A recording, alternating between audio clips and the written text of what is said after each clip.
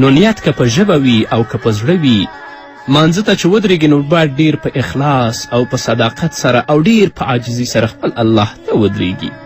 چې کله یې لاسونه د غوږونو نه راښکته کړه نو ښي لاس دی په چپ لاس باندې کیږي او دا دعا دی ووایي: سبحانک اللهم وبحمدک وتبارک اسمک وتعالی جدک ولا اله غیرک. پاکی د تا لره یا الله، سره د ستاینې ستا، مبارک دی نوم ستا او لوړ دی شان ستا او نشته وړ د عبادت پرته له تا نه بل څوک وړ د عبادت نشته دی. نو کله چې سبحانک اللهم ولستله له دې نه پس که ځان ته لمونځ کوي او که امام وي نو اعوذ بالله من الشیطان الرجیم دی ووایي او د اعوذ بالله من الشیطان الرجیم نه وروسته بسم الله الرحمن الرحیم دی ووایي او بیا د سورې فاتحه یعنی الحمدلله ولولي. خو زموږ هغه ورونه چې امام پسې اقتدا کړې وي مقتدي وي نو دوی باندې بیا د اعوذ بالله من الشیطان الرجیم او د بسم الله الرحمن الرحیم لوستل نشته دی. صرف سبحانک اللهم دی هغوی ولولي او په دې د اکتفا وکړي. که امام وي او که ځان ته لمونځ کوونکي نو هغوی د اعوذ بالله من الشیطان الرجیم او بسم الله الرحمن الرحیم ضرور ووایي. نو چې کله بسم الله الرحمن الرحیم ولسته د هغه نه د وروسته سورې فاتحه ولولي. سورې فاتحه دا ده: الحمد لله رب العالمین الرحمن الرحیم مالک یوم الدین إياك نعبد وإياك نستعين اهدنا الصراط المستقيم صراط الذين أنعمت عليهم غیر المغضوب عليهم ولا الضالین. ټول ستاینې یوازې الله لره دي چې هغه زموږ پروردګار او زموږ پالونکی دی او همدارنګه د ټولو عالمیانو پالونکی دی. زیات مهربان او رحم والا دی او هغه الله چې هغه سختن او مالک د قیامت د ورځې دی. یوازې تا لره عبادت کوو او یوازې له تا څخه مدد غواړو. موږ ته سمه لاره وښایه، لاره د هغه کسانو چې تا پر هغوی احسان کړی دی، نه لار د هغو کسانو چې تا په هغوی قهر کړی دی او نه لار د هغه کسانو چې هغوی لار ورکي دي او لاره یې ورکه کړې ده. نو چې کله سورې فاتحه ولوستله د سورې فاتحې د ختمېدو په وخت کې باید آمین ویل شي. آمین دی ووایي. د دې نه وروسته د قرآن کریم څه برخه چې د 3 لنډو آیتونو یا یو اوږد آیت په اندازه وي هغه دې ولولي. له هغې وروسته د الله اکبر ووایي او رکوع ته دې ښکته شي. چې کله صورت یا 3 آیتونه همدارنګه یو اوږد آیت ولسته نو الله اکبر دې ووایي، رکوع ته دې راښکته شي او په رکوع کې دې 3 ځلې سبحان ربی العظیم ووایي. په رکوع کې باید 3 ځلې سبحان ربی العظیم ووایي. خو په رکوع او سجده کې د 3 ځلو نه زیات سبحان ربی الاعلی او سبحان ربی العظیم ویل جایز دي، مګر باید هغه طاق ولولي. یا به 3 ځلې وایي یا به 5 ځلې وایي او یا 7 ځلې یا 9 یا 11 ځلې. د رکوع په وخت کې باید ملا او سر ټول د تختې په شان سره یو برابر وي. بیا دې د رکوع نه د پورته کېدو په وخت کې قومه وکړي. الله اکبر دې ووایي، د رکوع نه دې پورته شي او په قومه کې دې دا کلمات ووایي: سمع الله لمن حمده ربنا لك الحمد. الله تعالی د هغه چا خبره اوري چې د هغه ستاینه کوي. ای زموږ ربه، ستاینې یوازې تا لره دي. او کولی شي چې د دې نه وروسته دا کلمه ووایي: حمدا کثیرا طیبا مبارکا فیه. نو نیغ دې ودرېږي. اوس په دې باندې پوه شو چې قومه څه ته وایي. قومه د رکوع نه پس دومره ودرېدل چې دغه الفاظ پکې په سمه توګه وویل شي چې سمع الله لمن حمده ربنا لك الحمد. خو له بده مرغه نن ورځ موږ وینو چې زموږ خویندې یا زموږ ورونه د هغو د مانځه طریقه بالکل خلاف د طریقې د محمد رسول الله صلی الله علیه وسلم دی. اکثر خو د رکوع نه سر نه اوچتوي، ډایرکټ سجدې ته ځي، او که د رکوع نه سر اوچتوي هغه هم ډېر زیات محدود. دا خو لا پرېږده چې ډېره په سمه طریقه باندې په هغه کې دا ولستل شي چې سمع الله لمن حمده ربنا لك الحمد. او د اکثرو فقهاو په نس باندې تعدیل د ارکانو واجب دی. چې تعدیل د ارکانو ونه شو واجب دی، په قصد پرېښود اصلا مونځ نه دی شوی. بیا دې الله اکبر وایي او سجدې ته دې ښکته شي.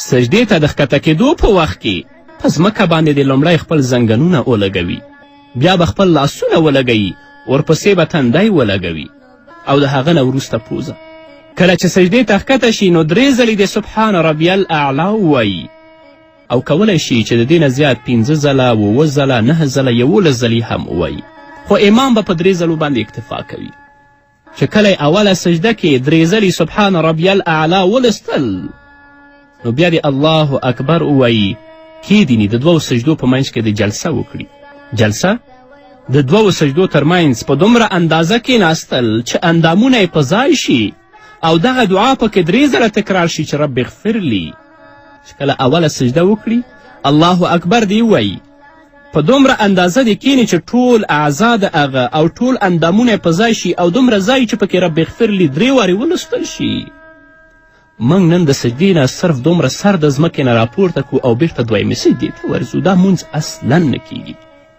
اکثر زموږ خویندې او همدارنګه زموږ ورونه په دې مرض باندې مبتلا دي الله دې پرې رحم وکړي د سجدې نه سر راپورته کړي غیر د دې چې هغه په ځمکه باندې صحیح کینی او 3 ځلې رب اغفر لی ووایي صرف سر راپورته کړي او بیرته سجدې ته لاړ شي ټول فقها په دې باندې متفق دي که هغه بیرته سر ځمکې ته نږدې و نو د دې سجده نه ده شوې اصلا د دې مونځ نه دی شوی نو چې جلسه یې وکړه بیا به 2مې سجدې ته ښکته شي په 2مه سجده کې بیا 3 ځلې سبحان ربی الاعلی وایي او بیا د الله اکبر وایي او بل رکات ته به راپورته شي نو یو رکات ختم شو د 2م رکات په شروع کې به اول بسم الله الرحمن الرحیم ووایي چې بسم الله الرحمن الرحیم یې ولسته د دې نه به وروسته بیا سورې فاتحه الحمدلله ولولي د سورې فاتحې له لوستلو وروسته به یو سورت یا د قرآن کریم څه برخه ولولي بیا د الله اکبر وایي او رکوع ته دې ښکته شي په رکوع کې به بیا 3 ځلې سبحان ربی العظیم وایي او بیا به پورته شي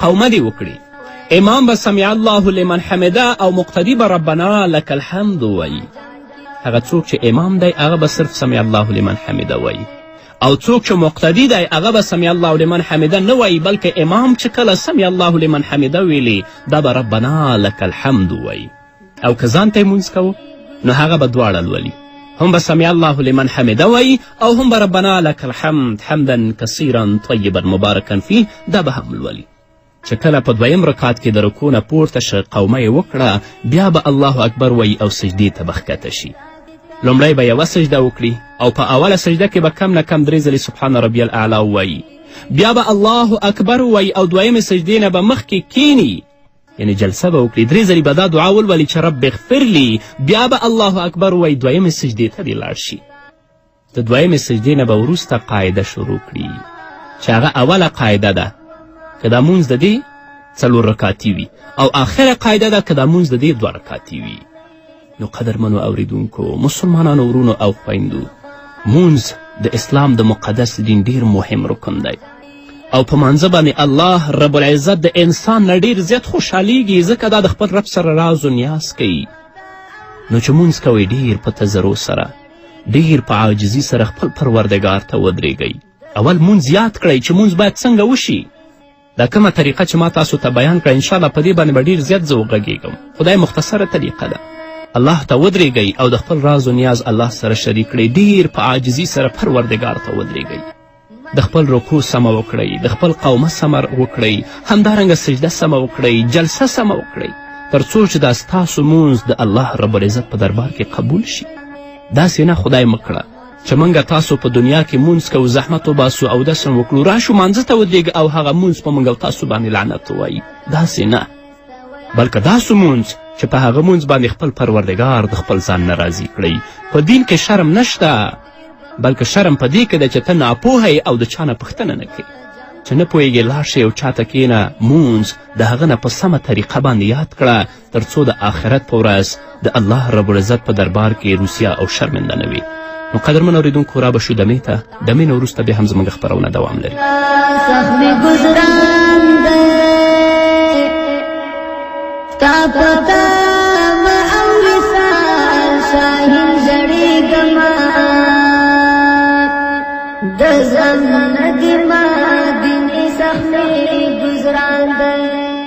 تا دیدن می پزړګي باندې ارمان ده مدینه کله بدر شمسا کوڅتا ستا په غېږ کې وي د زما جانا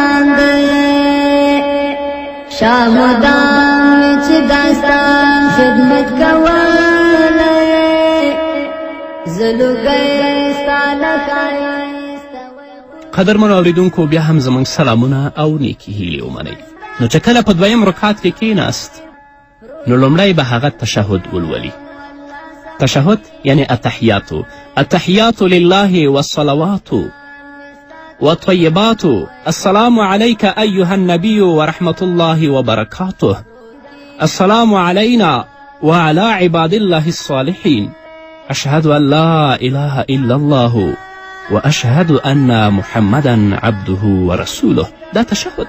التحيات لله والصلوات والطيبات السلام عليك أيها النبي ورحمة الله وبركاته السلام علينا وعلى عباد الله الصالحين أشهد أن لا إله إلا الله وأشهد أن محمدا عبده ورسوله. طول ستاینې، ټول حمدونه، قولی عبادتونه، بدنی عبادتونه الله تعالی لره دي. سلامتیا له هر آفته دې وي تا لره ای پیغمبره، او رحمت د الله تعالی دې وي په تا ای پیغمبره، او ډیر خیرونه او برکتونه د الله دې وي په تا ای پیغمبره، او سلامتیا له ټولو آفتونه دې وي په موږ او په نیکو بندګانو د الله. زه شاهدي ورکوم په دې چې بېشکه نشته داسې ذات چې عبادت کیږي بې له الله څخه، او زه شاهدي ورکوم چې رښتیا سره محمد رسول الله صلی الله علیه وسلم د الله بنده او د الله رسول دی.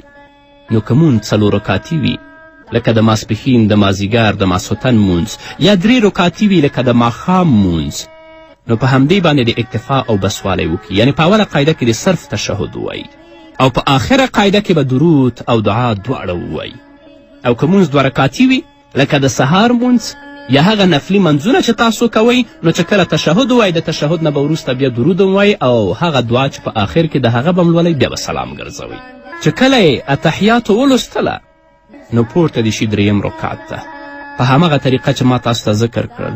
3 رکعت دې وکړي. بیا د 4 رکعت کې چې کله کیناسته او تشهد یې ولسته، د تشهد نه به وروسته دا درود ولولي: اللهم صل على محمد وعلى آل محمد كما صليت على إبراهيم وعلى آل إبراهيم إنك حميد مجيد.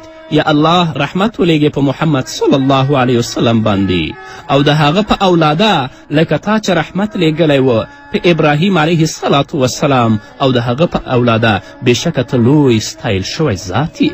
له دې وروسته به دا دعا او دا درود ولولي: اللهم بارک علی محمد وعلى آل محمد كما باركت على إبراهيم وعلى آل إبراهيم إنك حميد مجيد. یا الله برکت ولیږې په محمد صلی الله علیه وسلم باندې او د هغه په اولاده لکه تا چې برکت لیږلی و په ابراهیم علیه الصلاة وسلام او د هغه په اولاد بېشکه ته لوی ستایل شوی ذات یې. او په آخر کې به دا دعا ولولي: اللهم ربنا آتنا في الدنيا حسنه وفي الآخرة حسنه وقنا عذاب النار. هی زموږ ربه موږ ته په دنیا کې ښه ژوند راکړي او په آخرت کې ښه ژوند راکړي او د دوزخ له اور څخه موږ وساتي.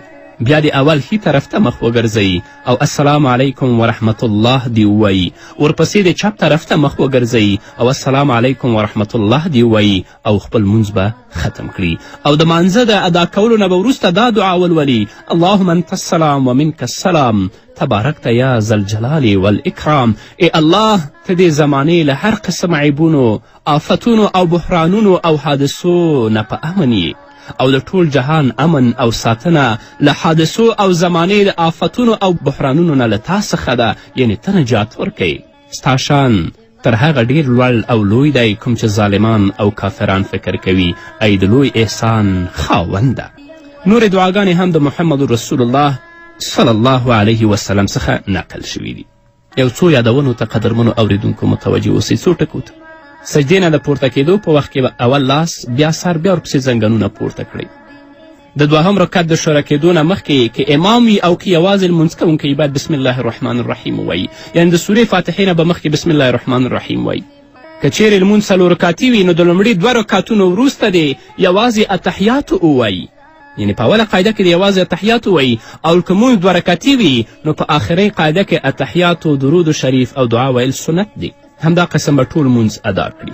او که چیرې مونځ وتر مونځ وي لکه په ماسخوتن کې چې کوو نو د آخري رکعت د ختمېدو نه وروسته او د رکو د ادا کولو نه مخکې چې کله سورې فاتحه ولولي د سورې فاتحې نه وروسته یو سورت ولولي بیا به لاسونه غوږو ته پورته کړي او دعای قنوت به ولولي. دعای قنوت دا ده اللهم انا نستعینک ونستغفرك ونؤمن بك ونتوكل عليك ونثني عليك الخير نشكرك ولا نكفرك ونخلع ونترك من يفجرك اللهم إياك نعبد ولك نصلي ونسجد وإليك نسعى ونحفظ ونرجو رحمتك ونخشى عذابك إن عذابك بالكفار ملحق.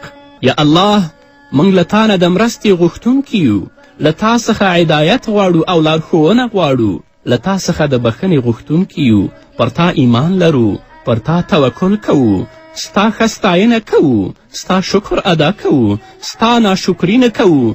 څوک چې ستا ناشکري او نافرمانی وکړي هغه موږ پرېږدو، هغو سره هیڅ اړیکې نه ساتو. یا الله موږ ستا عبادت کوو او تا ته لمونځ کوو، تا ته سجده کوو، ستا په لور زغلو، ستا د حکم په ځای کولو لپاره تیار یو، ستا د رحمت لیوال یو او ستا له عذاب څخه په ویره کې یو. بېشکه ستا عذاب کافرانو ته ورسېدونکی دی، خامخا به هغوی ته رسیږي. دا ټولې وعدې چې کله وتر وکړو الله سره وکړو، خو چې کله ورځ شي بیا ټول د الله رب العزت د اوامرو نه په سرغړونه کې ګرفتار یو. دا ټوله وعده ده اللهم انا نستعینک ونستغفرک ونؤمن بک ونتوکل علیک، ټول وعده د الله سره. خو د ورځني په ژوند کې ټول بیا د رب العزت د اوامرو نه سرکشي کوو او خپل وعده کې الله سره خلاف کوو. که چیرې څوک په مانځه کې دعای قنوت هیر کړي نو په هغه باندې سجدې سهوه لازمه ده چې په دې باندې به غږیږو انشاءالله. او که چاته دعای قنوت نه وي زده نو هغه د اللهم ربنا آتنا فی الدنیا حسنه وفي الآخرة حسنة وقنا عذاب النار، دا دعا دی ولولي. او یا دا دعا وی اللهم اهدني فيمن هديت وعافني فيمن عافيت وتولني فيمن توليت وبارك لي فيما أعطيت وقني شر ما قضيت فإنك تقضي ولا يقضى عليك وإنه لا يذل من واليت ولا يعز من عافيت. مرغه ژوند مطلوب دی.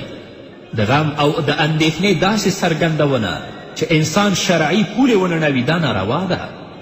الله رب العزت په خپل کلام کې همدارنګه محمد رسول الله صلی الله علیه وسلم په خپلو ویناوو کې د غم او د اندېښنې د څرګندونې نه چې هلته شرعي پولې ننوي په سخته توګه نهیې کړې ده، ځکه چې غم او اندېښنې زړه مړاوی کوي او له عبادت نه یې اړوي، وینه سړوي او غم د بدن لپاره د سرطان په څیر دی. او د دې راز دا دی چې غم انسان بې زوره کوي، له کاره یې وباسي او شیطان ته تر ټولو خوښ کار دا دی چې انسان اندېښمن کړي، انسان په غم کې واچوي. محمد رسول الله فرمایلی دي چې د هغو چارو او د هغو کارونو نه تاسو ځان وساتئ چې تاسې اندېښمن کوي او تاسو په غم کې اچوي، بلکې له هر کار کې تاسو د اعتدال نه کار واخلئ چې تاسو په غم او اندېښنه کې ونه غورځئ. همدارنګه الله رب العزت فرمایلی ولا تهینوا ولا تحزنوا، بې زړه کیږئ ما، تاسو اندېښمن کیږئ ما. په بل ځای کې الله فرمایي ولا تحزن علیهم، رسول الله ته وایي د دوی په حال د خپل زړه مه خوره، پې خفه کیږه ما.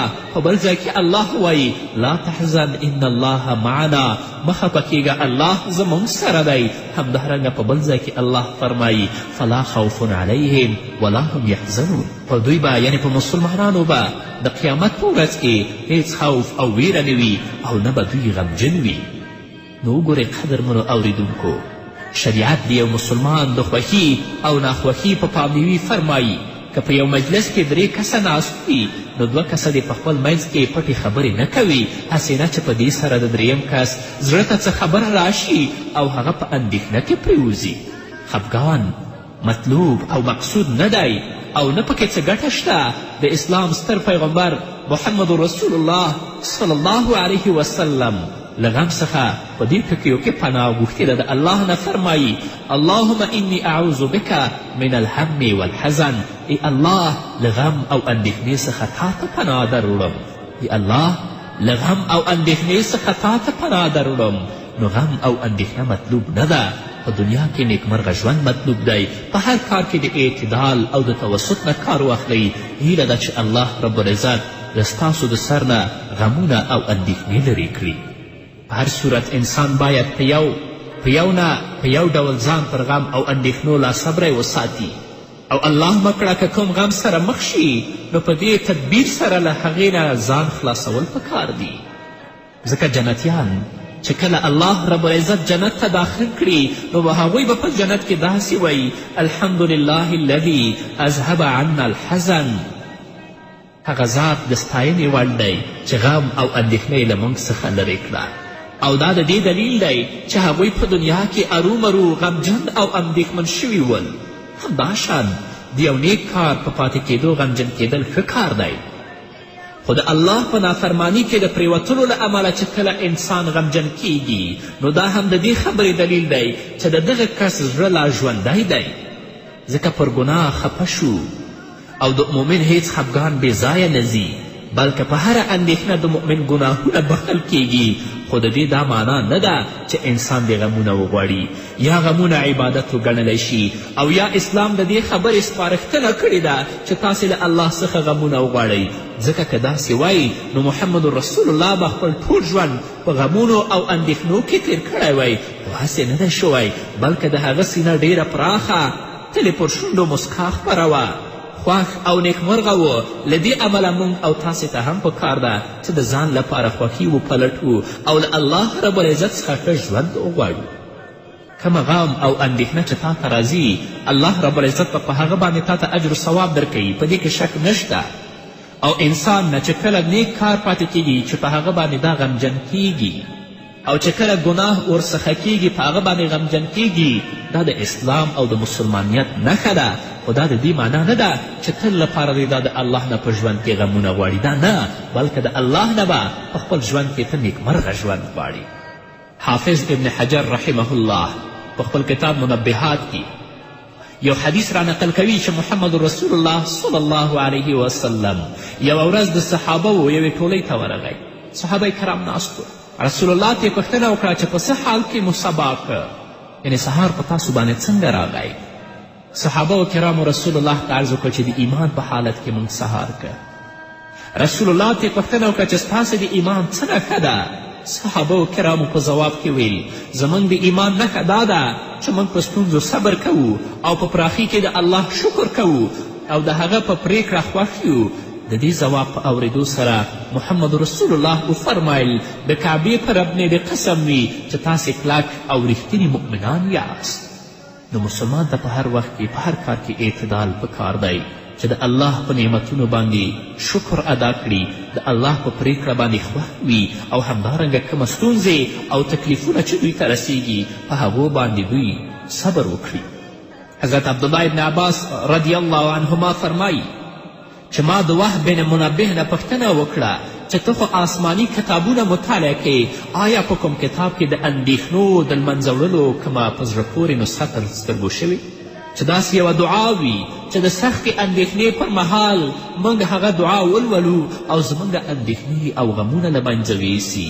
هغه ورته ویلې هو دا دعا ده: اللهم إني أسألك يا من يملك حوائج السائلين ويعلم ضمير الصامتين فإن لكل مسألة منك سمعا حاضرا وجوابا عتيدا ولكل صامت منك علما محيطا باطنا مواعيدك الصادقة وأياديك فاضلة ورحمتك الواسعة أن تفعل بي.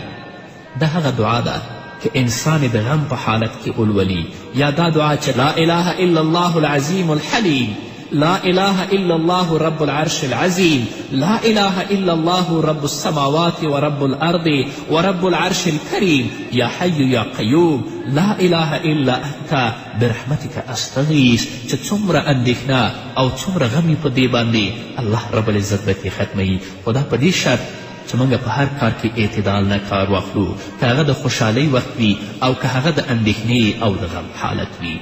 که موږ او تاسو د محمد رسول الله صلی الله علیه وسلم ارشادات مطالعه کړو، په هر ځای کې رسول الله صلی الله علیه وسلم موږ ته دا وایي ستاسو د اعتدال او د منځلارې نه کار اخلئ. همدارنګه د الله رب العزت وینا هم دا ده که د خوشحالي حالت وي نو هلته به دومره خوشحالي نه کوي چې د الله رب العزت په قهر و غضب کې گرفتاره شي. که تا باندې د غم او د اندېښنې حالت وي هلته به دومره هم فریاد نه کوې چې الله د تا نه ناراضه شي، بلکې په هر وخت کې په خپل خولې او په خپلو شونډو باندې مسکا ساته. مسکا او تبسم د غم علاج او د ټپي زړونو مرهم دی، او دا د روح په سوکالي او د زړه په خوښي کې ستره ونډه لري. د هغه چا په شونډو باندې چې مسکا وي، د هغه روح به هم خوشحاله وي، د هغه زړه به هم خوشحاله وي. د اسلام ستر پیغمبر محمد رسول الله صلی الله علیه وسلم په شونډو به همیش مسکا پرته وه، ان تر دې چې د محمد رسول الله صلی الله علیه وسلم مبارک غاښونه به ځینې وخت د رسول الله په مسکا کې ښکاره کېدل. خو په خندا کې له اسراف څخه کار اخیستل نه دي پکار، ډېره خندا هم نه ده پکار، ځکه په کړس خندا زړونه وژني. نو له توسط او منځلاري څخه کار واخله.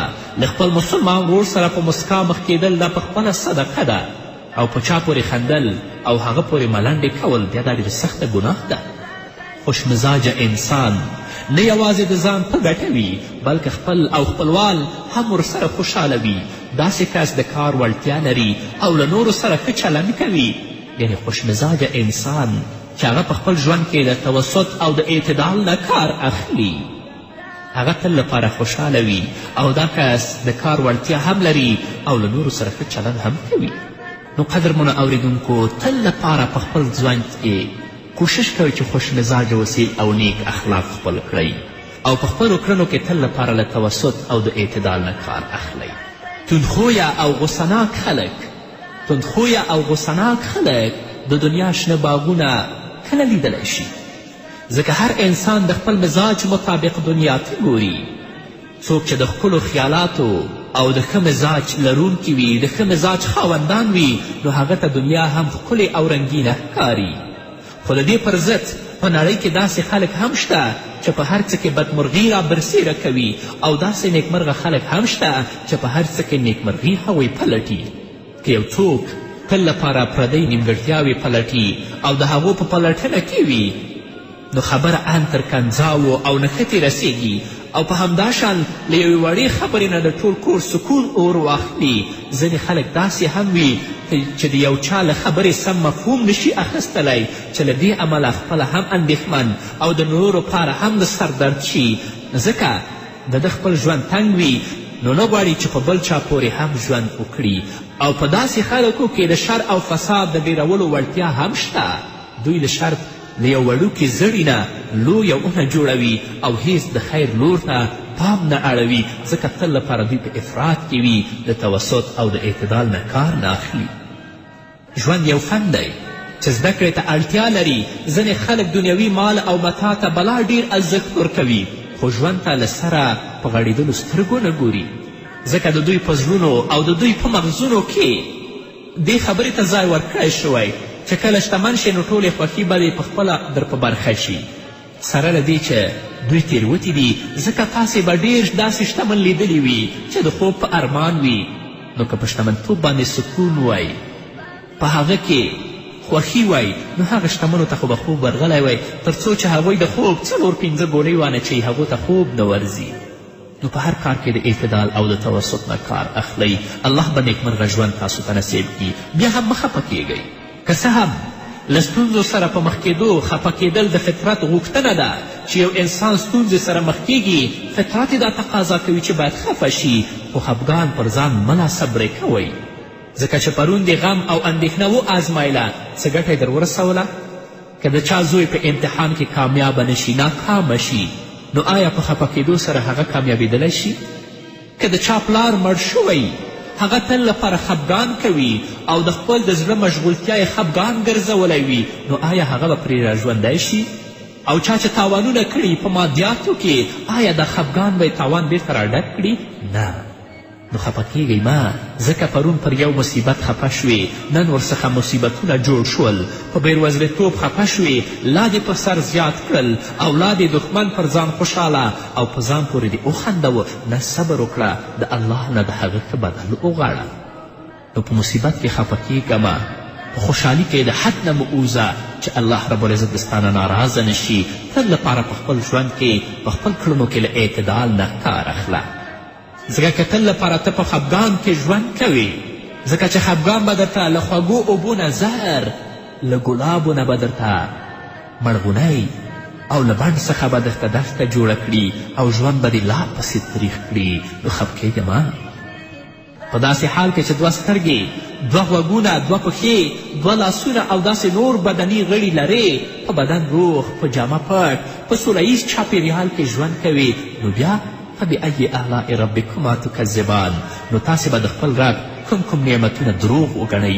شکر وباسه، په خوشحالي کې هم د حد نه موعوزه او په خفګان کې هم له حد نه موعوزه توسط او منځلارې او اعتدال ځان ته غوره کړه.